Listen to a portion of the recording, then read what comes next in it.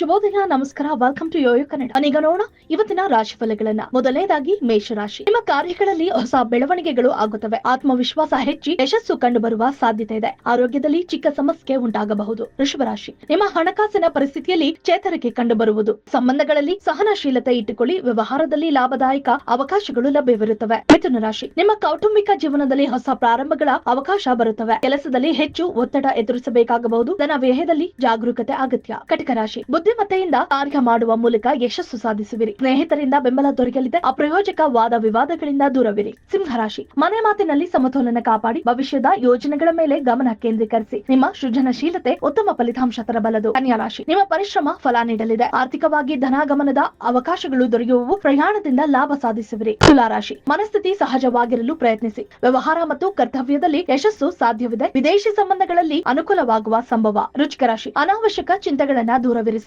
ನಿರ್ಧಾರದಲ್ಲಿ ಧೈರ್ಯದಿಂದ ವರ್ತಿಸಿ. ಆರೋಗ್ಯದ ಕಡೆ ಹೆಚ್ಚು ಕಾಳಜಿ ವಹಿಸುವುದು ಉತ್ತಮ. ಧನಸ್ಸು ರಾಶಿ. ಸಂಬಂಧಗಳಲ್ಲಿನ ಬಿಕ್ಕಟ್ಟು ನಿವಾರಣೆಯಾಗುವುದು. ಕೆಲಸದಲ್ಲಿ ಉತ್ಸಾಹದಿಂದ ಕಾರ್ಯನಿರ್ವಹಿಸಿದರೆ ಯಶಸ್ಸು ನಿಮ್ಮದಾಗುವುದು. ಮಕರ ರಾಶಿ. ನಿಮ್ಮ ಉದ್ದೇಶಗಳು ಯಶಸ್ಸಿನ ಹಾದಿಯಲ್ಲಿವೆ. ಆರ್ಥಿಕ ಸ್ಥಿತಿಯ ಚೇತರಿಕೆ ಕಂಡು ಬರುವುದು.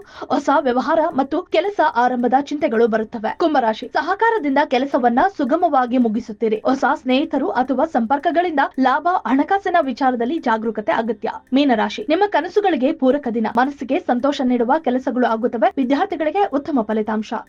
ಈ ವಿಡಿಯೋ ನಿಮಗೆ ಇಷ್ಟವಾದಲ್ಲಿ ಲೈಕ್ ಮಾಡಿ, ಶೇರ್ ಮಾಡಿ, ಸಬ್ಸ್ಕ್ರೈಬ್ ಮಾಡಿ.